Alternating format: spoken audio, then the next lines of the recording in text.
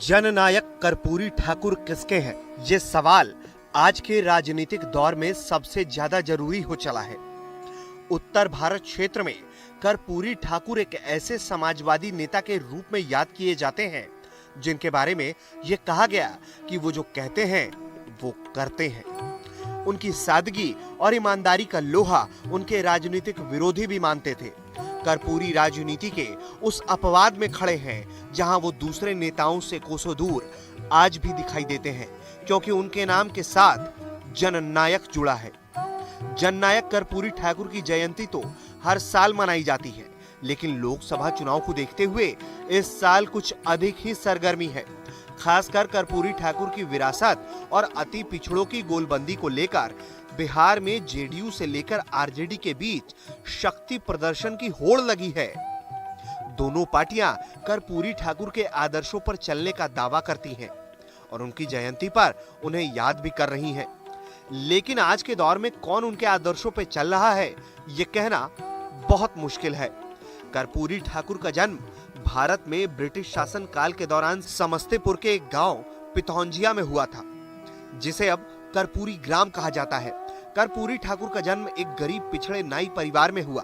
कर्पूरी ठाकुर राजनीति में आने से पहले शिक्षक थे।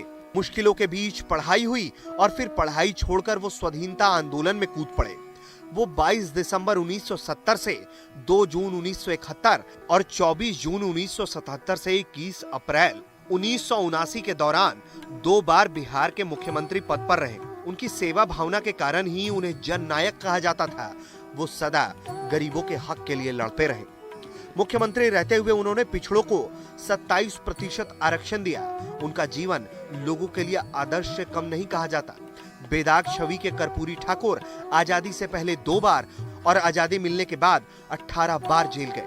1967 में भारत के 8 प्रांतों के साथ बिहार में भी सत्ता परिवर्तन हुआ था। कर्पूरी ठाकुर की पार्टी, जिसके विधायक दल के वो नेता भी थे, बिहार विधानसभा में सबसे बड़ी पार्टी बनी थी, लेकिन तिलकम से उन्हें मुख्यमंत्री नहीं बनने दिया गया। 63 विधायकों का नेता उप मुख्यमंत्री बना और 27 विधायकों का नेता मुख्यमंत्री। मैट्रिक परीक्षा में अंग्रेजी की बंदिश खत्म कर कमजोर वर्ग के लिए शिक्षा का दरवाजा कर्पूरी ठाकुर ने ही खोला था। उन्होंने 1978 में बिहार में सबसे पहले सरकारी नौकरियों में आरक्षण लागू किया था।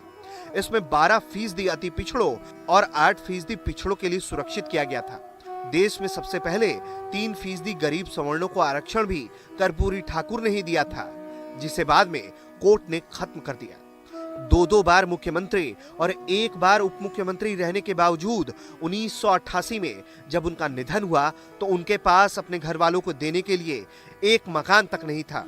पैतृक गांव में 1 इंच जमीन वो नहीं जोड़ पाए। कर्पूरी ठाकुर का नारा था कि हक चाहिए तो लड़ना सीखो, जीना है तो मरना सीखो। ताउम्र लोगों के लिए सड़क से सदन तक संघर्ष उन्होंने किया। जातियों में अंतर किए बिना वो समाजवादी नेता की तरह लड़ते भिड़ते रहे, लेकिन उनके जाने के बाद नेताओं ने उन्हें जातियों की डोरी में बांध दिया। आने वाले चुनाव को लेकर एक बार फिर से हो सकता है कि उनके नाम का इस्तेमाल हो, लेकिन आप ये याद जरूर रखिएगा कि कौन सी राजनीतिक पार्टी कर्पूरी ठाकुर के आदर्शों पर आप